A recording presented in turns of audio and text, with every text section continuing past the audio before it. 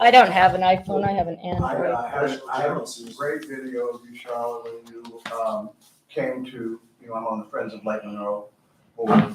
And when we had that event, you came and talked. It's a really great video. Oh, is it good? Yes. Okay, well, I think With it's my phone. working. Yeah, I just, I don't want to hold my phone for now. Anyway. Anyway, thanks for coming today. I'm so excited to have Charlotte here. And I know we all know about Charlotte, but I'm gonna read it anyway because I find it to be overwhelming when I do. Each time I do, what we're in the presence of a very special person. So elected Bloomington City Council President in 1971, Charlotte has been president of the bipartisan Monroe County Commissioners, executive director of the Monroe County United Way, and chair of the Sanger Endowment at Planned Parenthood of Southern Indiana. Her many board memberships include Indiana State University, Middleway House, the Public Works Board of Monroe County, and Stone Belt. Born into a multi-generational family of Lutheran ministers, she received her PhD in linguistics from the University of Michigan in 1968. She was the co-founder of the pioneering gourmet cooking supply shop, Goods for Cooks. I wonder how many people remember that she founded it. Her many honors include the dedication of the Monroe County Justice Center in her name, a Rotary Club toast for service above self, the Sagamore of the Wabash Award, as well as numerous other awards and honorary degrees for her continuing civic and educational contributions. And I'd have to say that's just a recap of all the amazing things Charlotte has done. We're blessed to have her here, and I thank you. And I'm also happy to have Stephen Higgs here with us, who is our kind of guest author. We're going to listen to Charlotte talk about kind of the pre-Stephen days, but then we're going to talk a little bit about what they did together as well. And welcome, Martha. Hi. Good to have you here.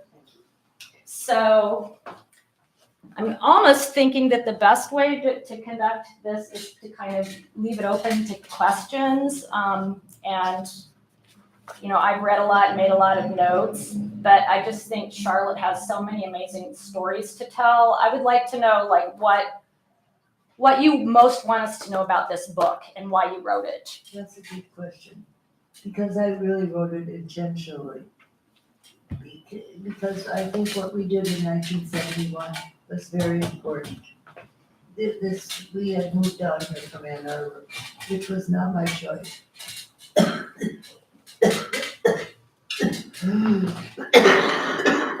Excuse me. Need some water?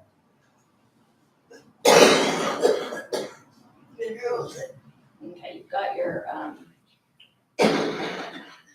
you're okay.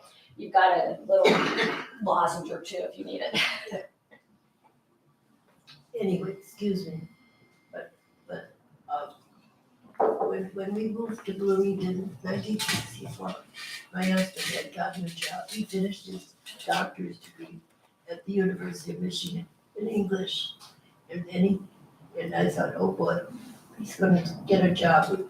I've lived in Minnesota and Wisconsin and Michigan and Indiana because I graduated from Valparaiso. Maybe we can get to the coast, one coast or another. That was and no, he gets a job in southern Indiana. I must say I was not excited. And because partly I went to Valparaiso and many of the faculty there were getting their doctor's degree for Bayou, and they kept talking about Bloomington as nowhere place. They didn't make it sound good. So we moved to Bloomington. And the first thing I noticed that there were no sidewalks, very few. And the downtown square was really decrepit. Not vital, I would say, or active. And you couldn't find spices in the stores. And I'm a cooker. So I thought, here we are in southern Indiana, what do we do next? And then I realized through several experiences that I think are outlined in the book, that not only were we southern, we were southern. We really did have a heritage of marginal Confederate views. And I realized later, I don't know if you know this, if you go to the stage house and you're facing you're taking the exit from the state house towards the circle, and you go downstairs and go around the stairs and look in the back, there's a big plaque to Oliver Morton. Oliver Morton was the governor of Indiana in the 1860s. And Oliver Morton shut down the legislature for several years. He would not convene it. And why didn't he convene it? Because he was afraid that the legislature would vote to join the Confederacy. And that's the truth. Wow. And so I should have not have, if I'd known that, I would not have been surprised at some of the experiences we had in Bloomington.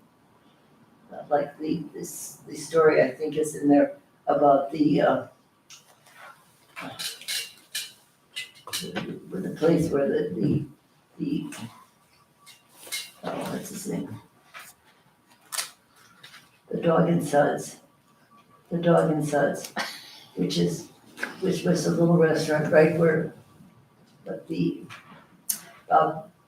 restaurant right on the alley opposite on Kirkwood.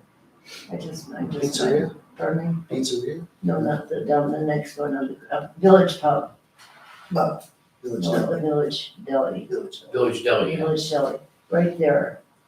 I had two little children.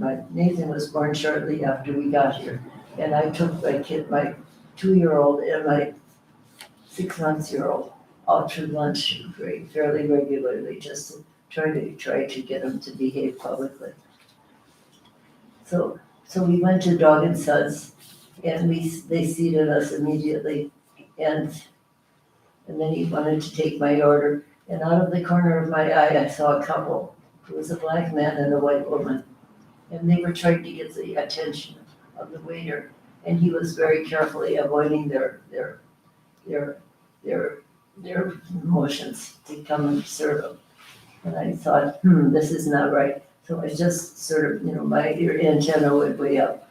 And I called the waiter and he said, can I take your order now? I said, I'll give you my order when those people are served first. Oh, man. And he said, they've been trying to get your attention. He said, well, I'll talk to the manager. I said, just take their order. And he didn't. He went to the kitchen and came back to me. And he said, well, I do it. I said, if you don't serve them first, I will pinch my children and they will scream and make a big fuss. And so he scurried back and eventually, and I was embarrassed because it seemed to me that I did not want to embarrass them, really. I didn't want to make a scene, but I was really upset by it. And eventually they did get served, and they obviously realized what I had done.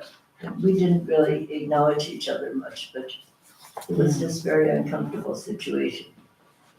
And so I got home and I called the wife of one of the professors that I'm going to know, who was from Milwaukee, she was. And I said, Marion, this has just happened. What is going on in this town? She said, Charlotte, you didn't realize that you really are in the South. I said, I didn't realize that. Oh my goodness. And she said, and right now there's nothing you can do about it. So that was a very important moment for me, just to get someone's insight into Southern Indiana. And you were very close, Bloomington's so close to Martinsville, and it was kind of the seat of That's right, the the Ku Klan Klux was, Klan in Klan was Indiana. looked Yeah, Yeah. Right.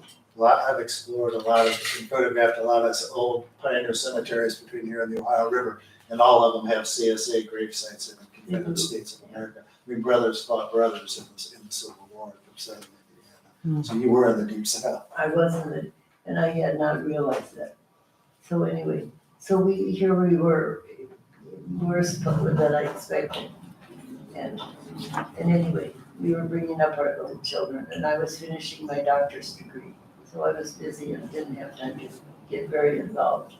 Although I I had worked for JFK in Ann Arbor in 1960. That's where I had my experience knocking on doors and getting people involved. And my friends in Ann Arbor got sick of me complaining about Nixon and said, if you really care about it, you should go out there and knock on doors. And I did very shyly. But it made a difference in Ann Arbor, actually, because people would say to me, I would say, so what are you worried about? And they were a lot of older people.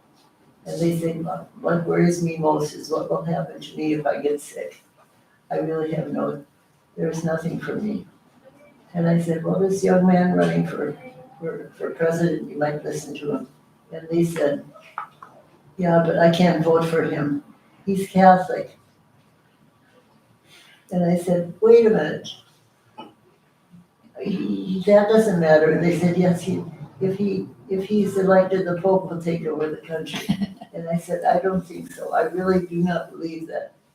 And they said, so what should we do? I said, well, I'm a Lutheran minister's daughter, and I'm going to vote for Kennedy, so you can too. And I changed votes, which made me realize that changing votes is the complicated thing. Are we coming here to eat or just look at something? Well, we're gonna listen, I think, to Charlotte. She's got maybe a speech. Yeah, come on in, hi. Is it there? No, we'll have masks on. Hi there. Hi there, Jamie. Nice to see you. Come on in, we've got some extra seats. Hello. Hi. Oh, thank you. Hi. Well, one of the things that I thought was Let's see here. really interesting in your book, Charlotte, is how much traveling you've done. You have more trouble hearing than I do. Why don't you sit here? Why don't you sit here? You have more trouble hearing than I do. Oh, okay. Well, we've got your mic, so hopefully it'll be I'm okay. trying to be Thank magnified. you. Get it a little closer, but it starts buzzing if I get it too close. Is that about right? Yeah, I think so. But anyway, I was just saying, one of the things that impressed me is how much you had already traveled and how educated you were, and landing here in Bloomington during that time. And you were here like 10 years before I came down here. So it's kind of like this book is really interesting because I learned so much about what happened. By the time I came here, in the mid to late 70s, I feel like a lot of the things that you had worked so hard for were kind of in place, and I took it for granted. I just knew I really liked it here, but you definitely paved a way. And I've got lots and lots of stuff highlighted. I do that when I read a book, but I thought this was an interesting thing. You said, I'd never before considered running for office myself, but after spending the 1969-70 academic year in Czechoslovakia and witnessing the frailty of democratic movements abroad, I came home committed to doing what I could to maintain democracy at home. That's right. And I just think that's so amazing. Think of a young woman with 2 children in a new town, basically, and just that, I'm sure it was intimidating in some ways, but you were pretty fearless. Well, I guess I didn't have much sense. You were still young. I didn't know what I couldn't do. So Yeah, I did it, that's true. and that's the You're truth. brave. Actually, and I my thought was that, well, Americans are are not gullible. Well, I'm wrong about that, but in any case, when the time came, that's what I thought. Mhm. We've got to do it ourselves, and we can do it. I really believe that you can do things that you think you can't do. That's right. You kind of have to maintain that, or else I feel like you're just giving up. And what's that? What? I don't like that. Yeah. Well, you mentioned like what was stacked against women having public office, and it was another part of the book that really struck me was how many times you would try to get into the academic world or do whatever you were going to do, and you were told, oh, you would make a good wife, to the man that has that Good position. diplomats. Yeah, the diplomat's wife, exactly. And I just thought, oh my goodness. Just what we need, a housewife, is what That's somebody right. told you. That, a very, very left-wing Democrat told me that. He said, I hear you're going to run for city council. I said, yes, I am. And he said, well, that's just what we need in the city council, is a mere housewife. I said, and I took a deep breath and I said, yes, that's exactly what you need.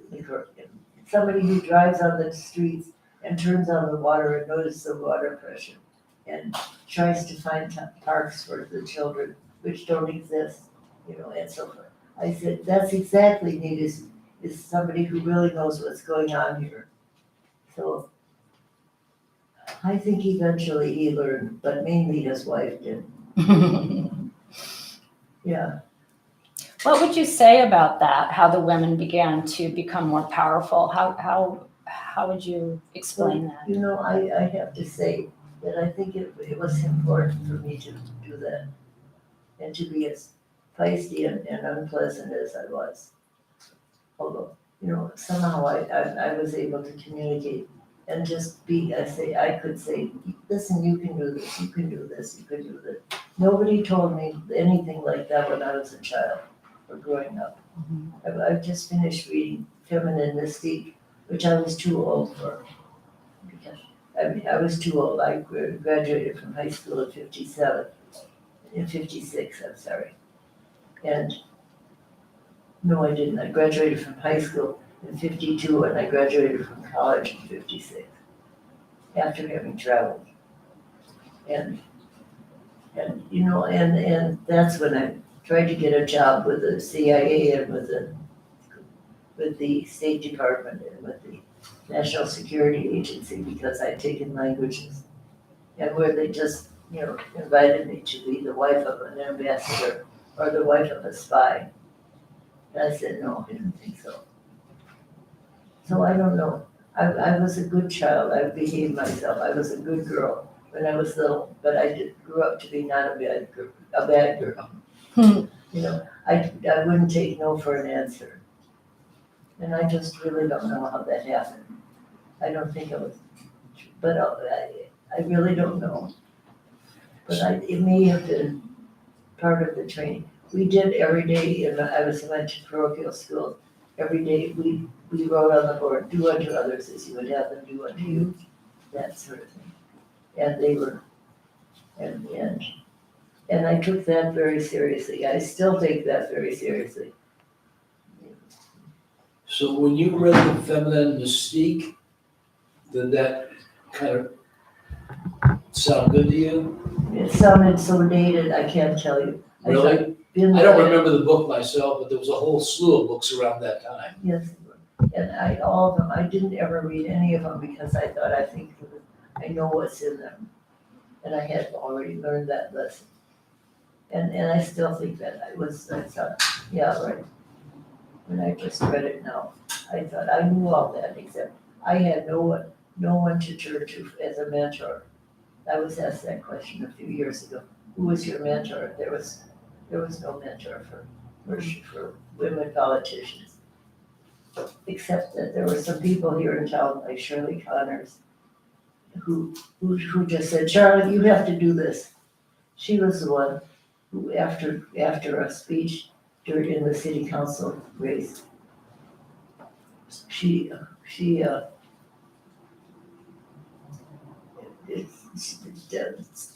Harry Day was my opponent. Everybody always called him Dr. Day. And Dr. Day, but they always called me Charlotte. And so we were at a meeting, at a presentation on the radio one day, and Shirley Cotter said, Dr. Zietlow. And she just liked that. She just rang it out. Dr. Zietlow, what do you think about this? It surprised everybody, but it pleased me. I think it did surprise everybody. But that's what wasn't happening. Nobody was being respected. You didn't get the same kind of recognition, respect I wasn't demanding to be called Dr. Zietlow ever, but I also think that if you're gonna think Dr. Day is a designation that's helpful, then you shouldn't have a Dr. Zietlow.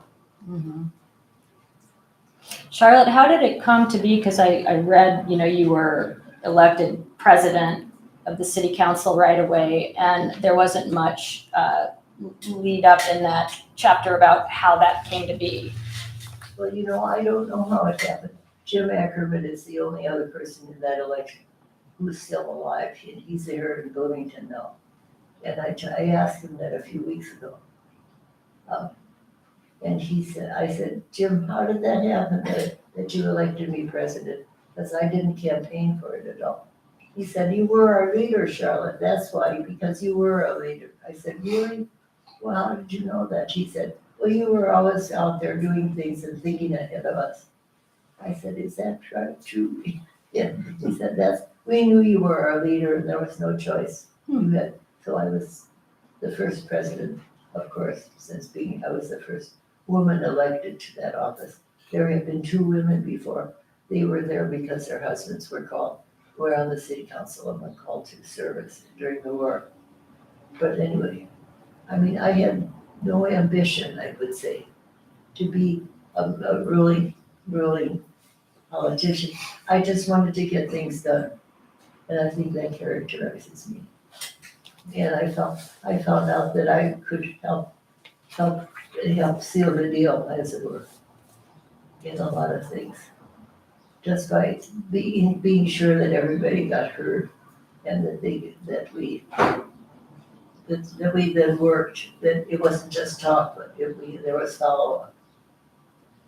Which I think, I think that I wonder sometimes about having finished my doctor's degree, which, is in a drawer someplace. And I can't even read it, because it was in Gothic. Don't ask. And actually, it was a serious dissertation. And I was studying with an international expert on Gothic texts. So it wasn't an accomplishment, but I think that's what it was an accomplishment. I started it, I worked my way through it, and I finished it. And that's what I did. I think that was the lesson that I learned from that, was you start something and it's really, you get bored by it, but it's not done yet, you have to keep going until you get to the end. And then stop. Yeah. So I think that's the lesson I got from getting my doctor's degree. And I think that carried over to being in office. We talk about developing an economic development commission. Well, if we're talking about it, let's just do it. And we were the first municipality, I'm quite sure, that actually began to take economic development as part of our purpose and part of our mission. And it was very important. That's when the city really got engaged with the chamber, and not always hand in hand, but that was okay, that was good. And then when I went to the county, the same thing happened. We developed the Economic Development Commission there. Because it became clear to me that, first of all, I had this degree and I couldn't get a job in the city. And I knew it more and more, particularly faculty-wise, but other people too, who were looking for jobs that used their skills. And there weren't any in Bloomington. And when I went to the Chamber of Commerce before the election and said, so what are you doing to get more jobs in the community? And he said, Charlotte, we don't need more jobs. This is a buyer's market. And we don't, more jobs would mean paying more wages. We don't want that to happen. And besides, nobody needs jobs. I said, no, that's not true. He said, that's right. There are women who dropped out of high school. They need jobs. Or overeducated women in the community, spouses. And that's all. And those are the only ones who really need employment. And we just don't need them. I said, excuse me, you're talking to me. Yeah. I'm one of them. And I thought that was extremely thoughtless of him. And so we better do something about that. And that's actually when we really started talking about the city as being participating in the economic growth, which it really hadn't before, not officially. May I ask, did you say you didn't get through high school? No, I didn't say that. What did you say? I said I got through it was the date. I finished high school at 52. 52. When she said that the man she was talking to, you said women who dropped out of high school. No, I was Women one. who were overqualified were the women, only women who needed jobs. Yeah, and then, so I was in the overeducated group. And what women in the overeducated group did was take the jobs of the people who weren't educated. So we were displacing retail clerks, who were with master's degrees. And so it wasn't fair to anybody. Can you talk into the microphone any closer? Not much closer, does it? I don't know, maybe it will make any difference. Yeah, so, no, what I was thinking in economic development, so many of the women I knew were just picking up little jobs to earn a little extra money. Yeah, but they were displacing women who were not educated or experienced. And so there were two groups of people who were being affected by the lack of interest in them. So that's what I was trying to say. Thank you. Charlotte, were you the first woman elected Monroe County Commissioner? Or Yes, Okay, it just occurred to me, I didn't know. yes, I was. Yes. And it was a crazy idea. Because I knew it was, in 1980 was a Reagan election. And I knew that because I'd run for Congress in 1978. You can see I did a lot of silly things, working hard, but didn't win. And I learned how to lose. I was pretty good at losing. I'm sorry to say, but it was all right. Anyway, in 1980, there was going to be an election in the county, and Bill Hanna, runs a huge trucking company here in town, had been a commissioner elected 3 times, and he was running another time for re-election. And he was widely recognized, I won't say respected, but he had a deal cut with Rogers Brothers that he would provide the trucks for all the moving the gravel and the asphalt, and so it was very convenient for him and very productive for him. He made a lot of money out of being a commissioner. Was he a Republican? Yes. Yeah. Yes. And so, as I said, it was a Reagan election that was clear we were gonna have a landslide here. And the Democrats were not gonna carry Monroe County. So my friends, or maybe I was never sure that they weren't just trying to get rid of me. They said, here's a job for you to do. Just go out in the county, in the huge Monroe County, and campaign there where everybody's Republican. And maybe you can win. That would be good if you could win. I was not sure they weren't just trying to stick me out in the field and hope that I wouldn't come home again. But in any case, I worked very hard on that campaign. And I'm still trying to figure it out. I got 9,000 more votes than Jimmy Carter in the presidential election. Wow. Wow. Figure that one out. So he lost big time, Bill Hanna. And he never talked to me, ever. Anyway, but then I was the woman, and they would say, Charlotte, she's a girl. What does she know about roads? And I would say, if somebody gave me a chance, I would say, I maybe don't know enough about roads, but I know how to drive on them. And besides that, I know enough to be willing to find somebody who does know about roads to do the roads. That's what I would do. So that I don't know if that persuaded anybody or they didn't really need it in the first place. But when I got elected to county commission, after those 4 years in the city council were really amazing, were really productive. When I think of what all we did in that period of time, we did develop made economic development. We had a committee that was organized by one of our members, Brian DeSancourt. And one of the things we did in city council was every time somebody came up with a suggestion to solve something, we'd say, you're right, you're absolutely right.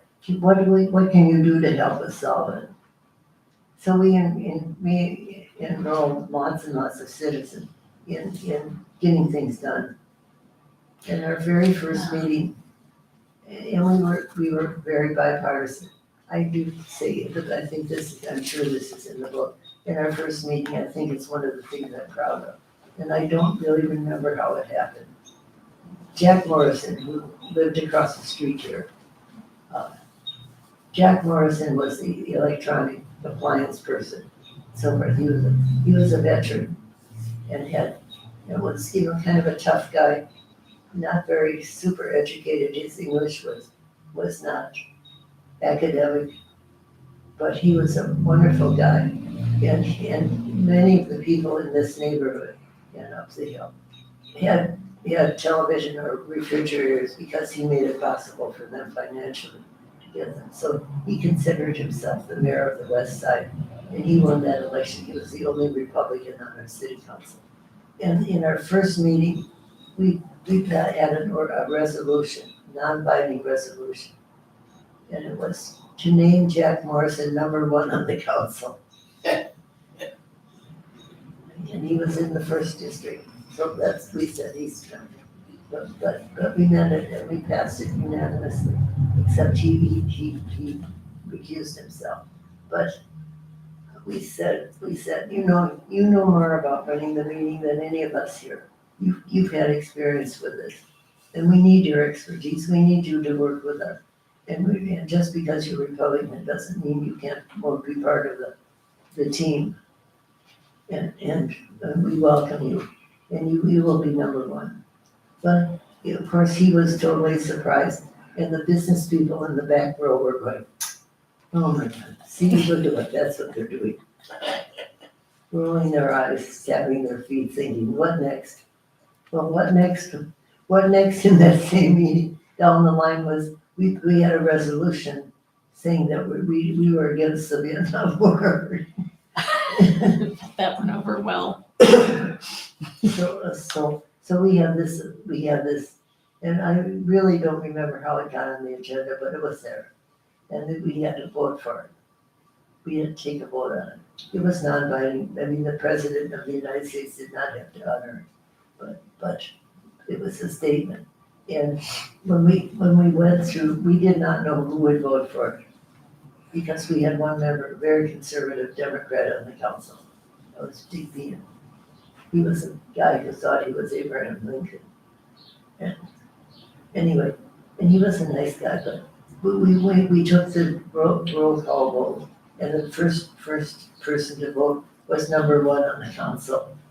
And so we all looked at Jack Morrison thinking he's gonna say, "Now here I am, I'm on the city council with this bunch of fools. They're just playing with me." No, he said, this is a resolution against the war. He said, "I have been to war. I was in southern Germany when we invaded there, behind the lines, down in Berchtesgaden, where Hitler's nest was." He said, "And I've seen war, and it's a terrible thing. I would never vote for war." He said, "War is an awful thing." And he voted yes on the resolution. We were flabbergasted. And the one member, the one that we thought might vote against it, but did vote against it. So it was 8-1. But it passed for whatever good it was. Dear President of the United States, we in Bloomington 8-1 voted to discontinue the war. Well, anyway, that was our start. but we worked hard after that. You know, people wanted public transportation, and we figured out a way to get VT started. We just insisted on having Jim Ray, we just said, we need public transportation, there's a crying need for it. And one day, I've got a wonderful picture of me that I can't find, breaking a bottle of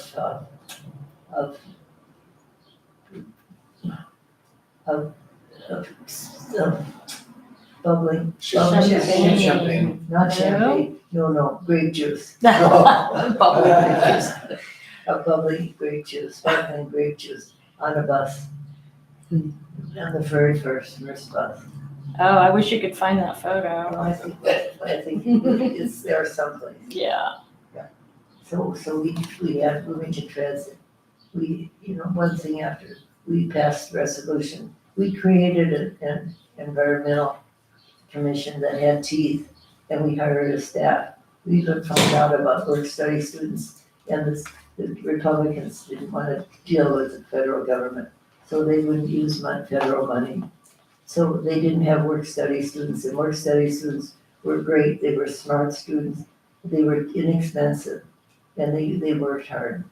And we hired a black law student to run the environmental commission, which was a breakthrough in itself. And we created a drug commission because at that time we had similar sort of drug problems as we do now.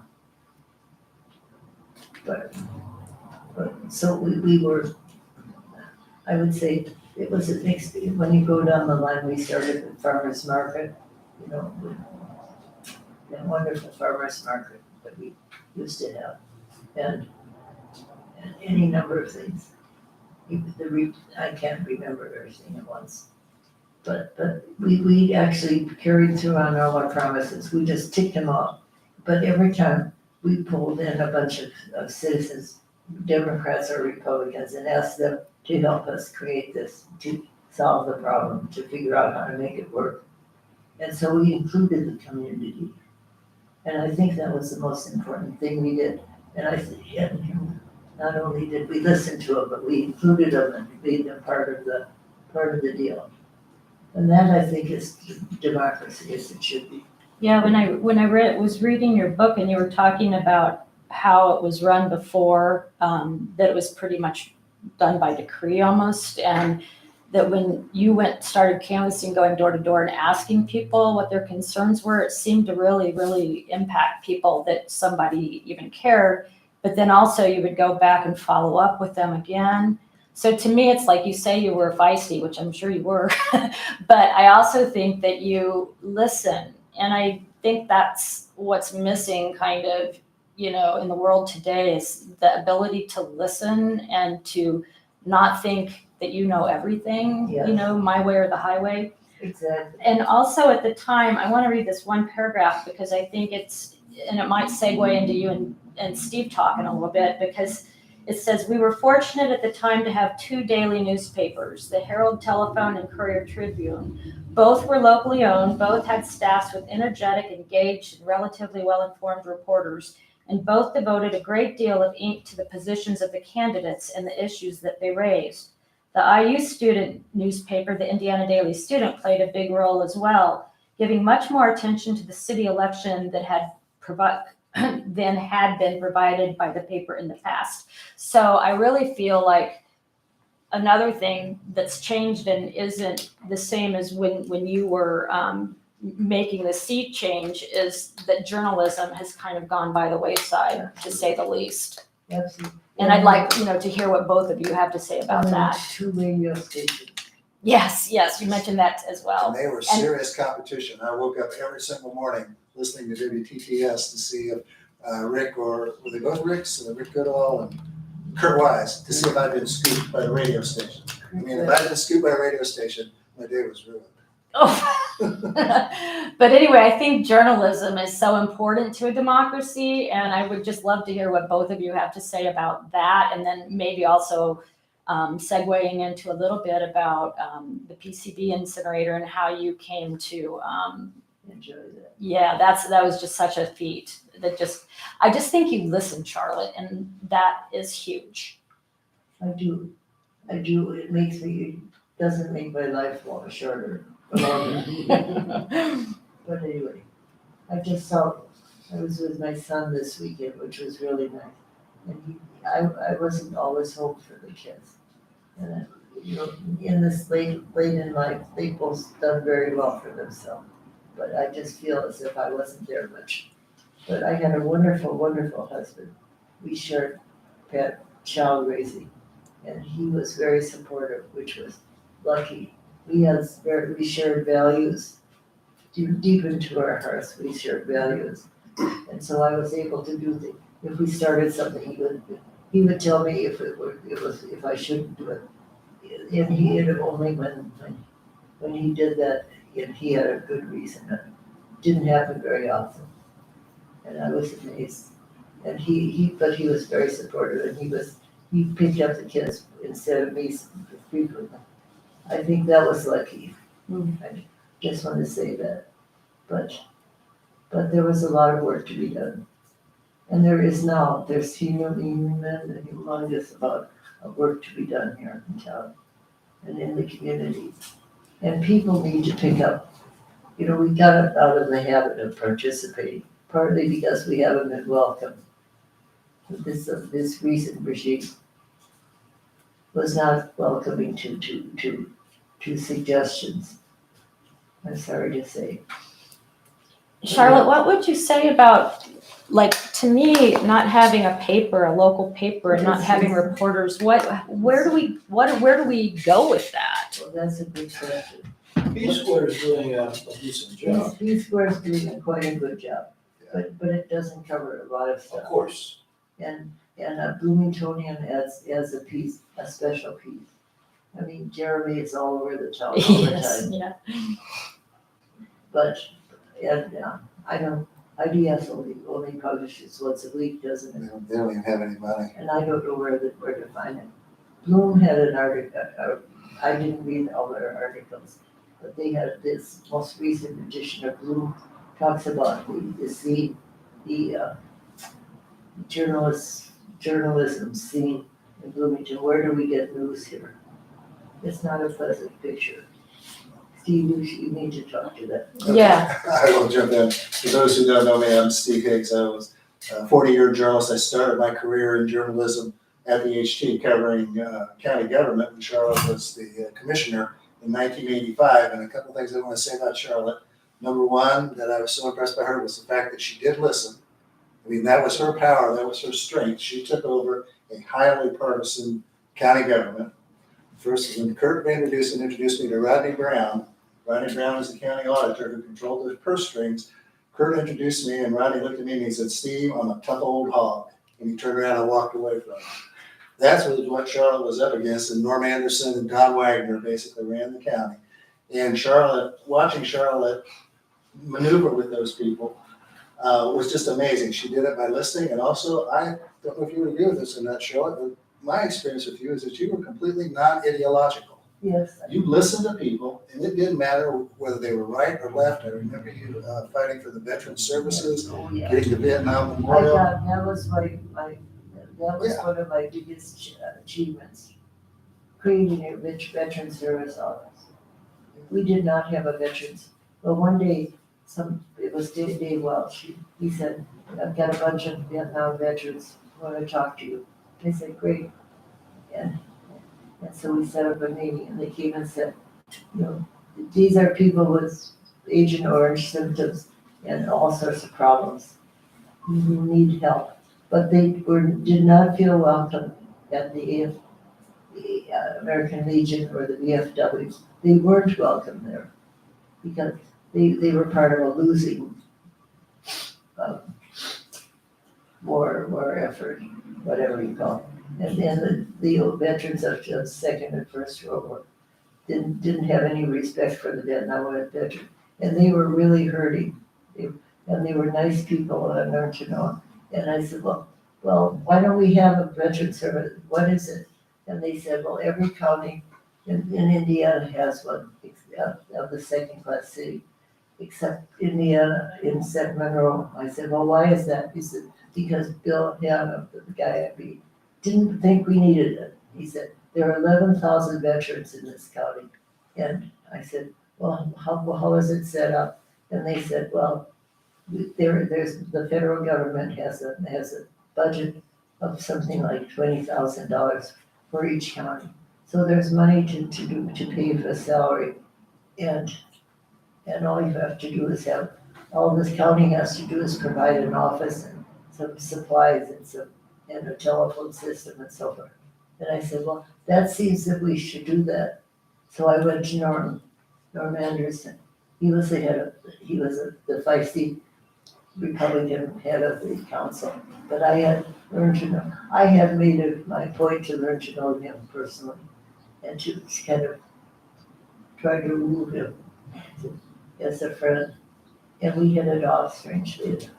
And he said, he was a Navy veteran.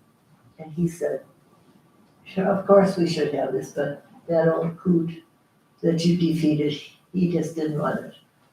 And so then I went to, so Norm said he would help get the council's vote. And I went to Warren Henniger and Phil Rogers. And I said, I think we should do this. See, this is badly needed here. And Warren said, oh, Charlotte, he said, you're so susceptible. You're such a patsy. People are always bringing you ideas and you always think they're good. I said, well, Warren, I think this is important. I think these people have been veterans. They were not welcome back and they are hurting and they need help. And he said, Have a drink. yes. And I said, this is what we should do. And Phil Rogers, the third one, my Republican ally, who never spoke when Bill Hanna was commissioner, because Bill Hanna always pushed him down. I just did, sorry. Warren Henniger, by the way, was a Democrat, and Norm Anderson was a Republican, And so was and so was Phil, yeah. And Phil said, and Warren said, the best years of my life were spent in the Navy. And both Phil and I looked at him like, what? What? He was in the South Pacific, and he said, and Phil said, well, Warren, he said, not everybody feels like that. My brother went to Germany, and he never came home. And I'll second your motion, Charlotte, if you'll make it. He's happened more than once. And so we got a veteran service office. And I asked the veterans to help draw up a job description and to work and to help select the person to be the veteran service officer. So they would have somebody they felt comfortable with. So that's the way I worked. Yeah. And years later, in the middle of the street up here, I know, at 6th and College, Warren stopped me in the middle of the street, and he said, a few of these years later, he said, Charlotte, you know that veteran service office? I said, yes. He said, the best damn thing we ever did. Aw. I didn't remind him of his historical involvement. Well, we've got probably about 10 to 15 minutes left since we started late, and I'd kind of like to hear something about the incinerator and how you felt, because that was huge. I mean, I was here during that, and it was huge to get that. It was. And it really ties into what you were talking about with journalism doing its job. For those who might not remember, the situation was the city, Westinghouse Electric Corporation had manufactured electrical capacitors that were very tight using PCBs, one of the most persistent toxic chemicals of humankind. Yeah. And the city proposed to build an incinerator that was going to take care of two problems. It was going to solve our landfill crisis by burning trash to fuel an incinerator to burn the PCBs, which I won't go into all the technicalities. Yes. But the community rose up against that very strongly, and there was a time, Charlotte, when we first started kind of digitizing at the HT, when I was able to do some counting, In the 1 year period, we wrote 180 stories on the PCB incinerator. Yeah. Me and Steve Hannafeld, I wrote most of them, and Steve Hannafeld and other reporters. We wrote 180 stories, that's on average a story every other day about the single most important issue. And when it was over, the incinerator was proven to be a bad idea and it was abandoned. And if it had not been for the newspaper, and we weren't the only ones, I mean, everybody else was, but today, what do they have, 5 or 6 reporters left at the HT? I mean, we had the manpower to do that kind of work on this. And in the end, the community won out because the community was against it. It was a bad idea. And Charlotte took the lead on that. That was the first big story. When people ask me, what are the biggest things I wrote about or what my legacy is or whatever from my career here, I always name 3 things, and Charlotte was the lead source on 2 of them. One was stopping the Hoosier National Forest clear cutting plan in 1985. And getting it replaced with one of the most ecologically sensitive management plans in the country. The other was the PCB incinerator. And the third was stopping the doctors from taking over Bloomington Hospital and making it a for-profit institution. Yes, you remember that. And I wrote that, and Charlotte I remember Dan Grossman telling me, well, I know I'll never convince Charlotte Zietlow and Dr. Pizzo about that plan. But Charlotte was the lead was this kind of the star source in 2 of the 3 biggest things I think that I ever did. And the incinerator, I think, was by far the most important. If Charlotte hadn't taken the lead, I mean, I gave voice to the opposition more so, I mean, the paper did, but I made them the focus as opposed to them sort of being the respondents. And but Charlotte took the lead in county government. In county government, that was the only one of the government agencies that had anything to do with the incinerator. There was the EPA, there was the city of Bloomington, there was IDEM and Monroe County, and the other 3 were all in 100% on it. And Charlotte was the only person in county government who wasn't. And she led county government in the fight against that incinerator. And if it hadn't been for her, we would have a toxic waste incinerator spewing dioxins and furans on the heads of us and all these kids and everybody who lives in Bloomington. And if it wasn't for Charlotte, that was what would have happened. And the HT, I think. That makes sense. Well, and one of the things you did was you traveled a lot to places that had incinerators and, nobody was happy about it. It sounded like if it was in a, so. It was almost a joke. I'd travel all over the country, including to visit my son at Bloomington College in Maine. And I had read someplace that there was a municipal waste incinerator in Auburn, Maine. So in the midst of Parents' Weekend, I said, excuse me, I'm gonna run over to Auburn and look at their incinerator. But I've got a wonderful story to tell. It'll take too long to tell you. Ask me sometime about the ugly duckling trip I took to El Dorado, Arkansas. I was with you on that. We went to Arkansas and Houston, right? So that was one of them. Oh, okay. This was when we drove, when Steve preached and Don White and what's her name? Who was the young woman in the health department? Lisa? No, I don't remember. Paula was her brother. Anyway, she was the young woman who was in charge of it. Her job was to work for the health department. Anyway, the 4 of us went to El Dorado, Arkansas. And we visited, we made an incinerator trip in an ugly duckling car. It was brown and it was rattling. We were saving money, but it was on the county dime, so we were very cheap. And one thing you didn't mention was sludge. We were going to incinerate sewage sludge because you don't want that and just get rid of it. Who was I talking to yesterday? The whole idea was you just burn it. You just burn it. Burning takes stuff away. It doesn't have any results. And I would say, no. When you burn things, you still have something left. You have some, either it's gaseous or it's solid or it's liquid or somewhere in between. It doesn't go away. I could not convince the Mayor Ellis, and I couldn't convince even Norm Anderson that just burning it is not going to take it away. And I said, there was one phrase in the consent decree, it said it had to be safe.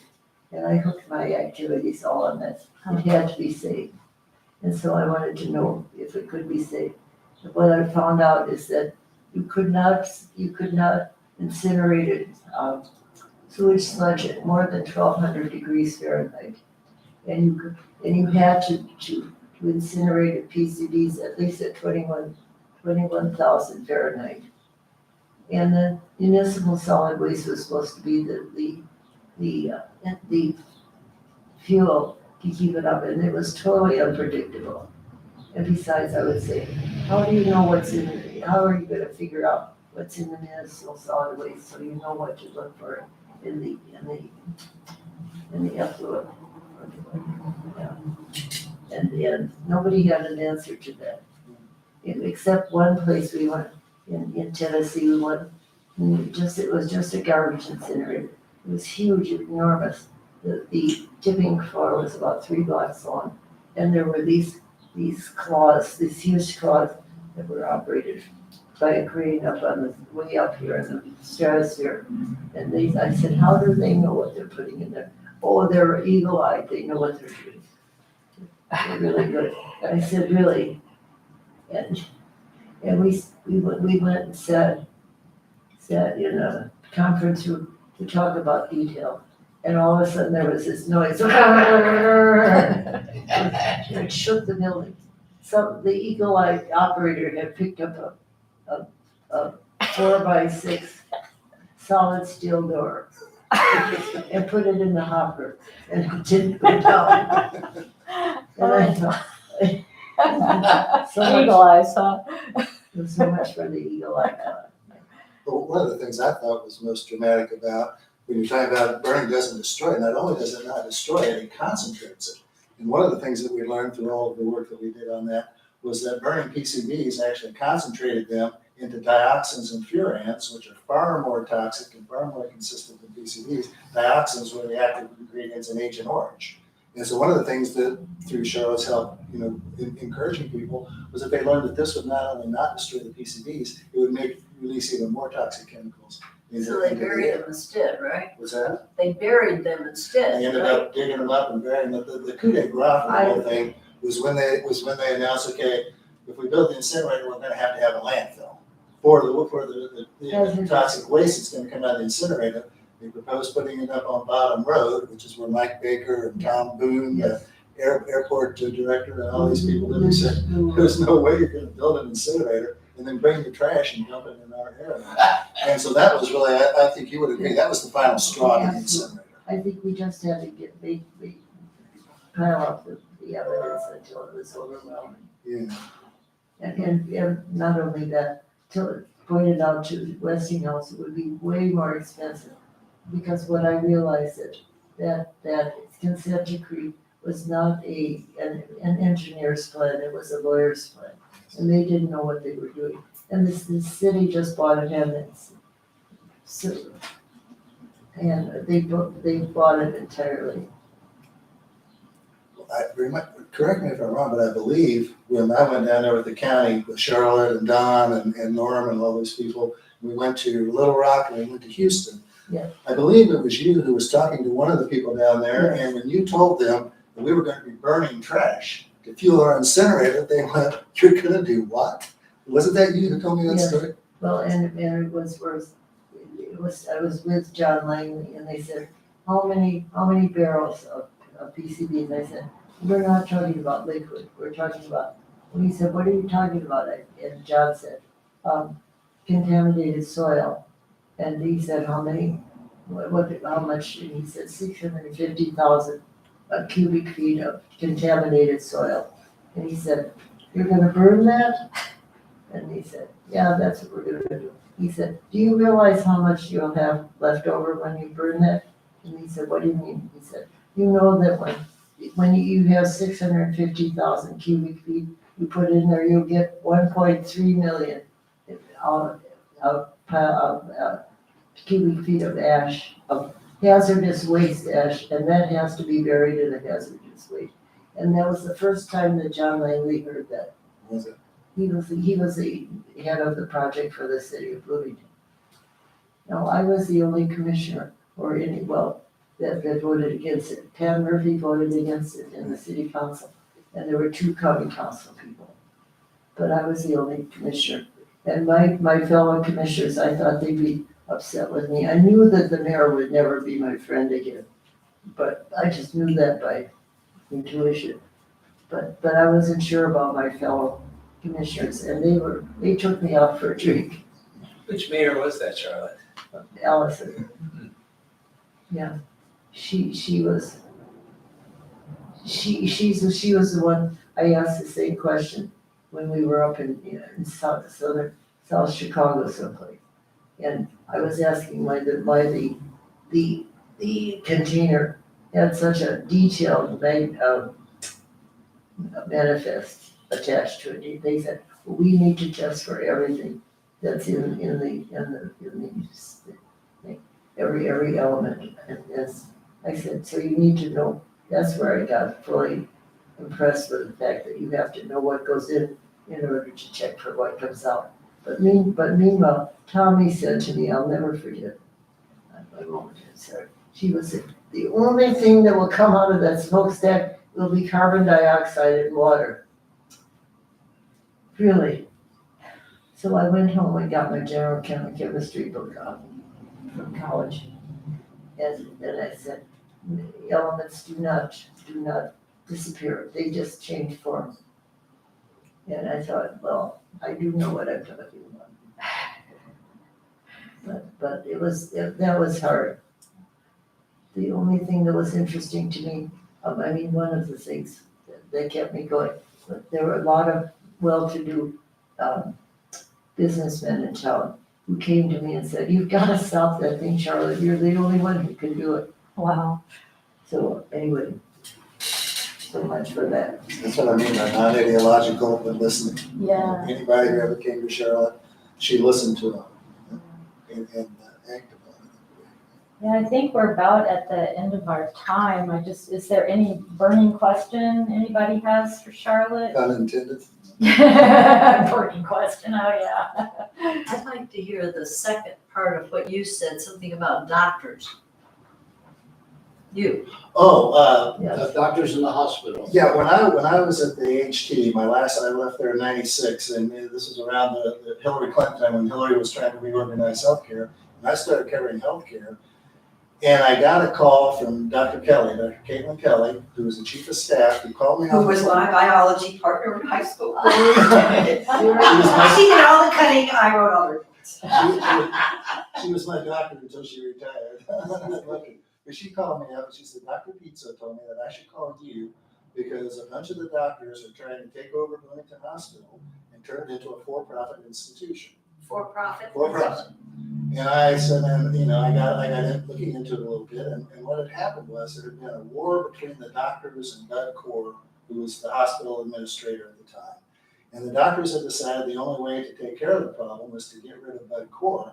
And their plan to turn it into a for-profit institution was to the point where they had hired a woman named Nancy Carlstead, who had been the CEO of a for-profit hospital in Chicago.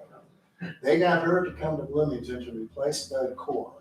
And I was told that at the hospital board meeting when they hired her, Dan Grossman, who led the fight, that he handed them a handwritten note supporting Nancy Carlstead because they wanted her in place to turn the hospital into for-profit. Well, Dr. Kelly was concerned about that. I wrote a series of stories that ran over about 2 years called Healthcare at the Crossroads, which is about Hillary's plan and the Bloomington Hospital. And by the time that was over, Nancy Carlstead was gone and Bloomington Hospital remained nonprofit on paper. On paper. Yeah. Was that how Monroe Hospital was Yes, born yes, in? yes. I don't remember how it came. evolved into. I kind of thought that was Yeah, some of the that after result. It was Dan Grossman and Yeah. Tuari. Yeah. With Dan Grossman and Mike Bishop, one of my most memorable conversations that I had during that whole thing was there was Dan Grossman and Dr. Bishop, and they brought Larry Rink, Dr. Rink, the very obvious guy.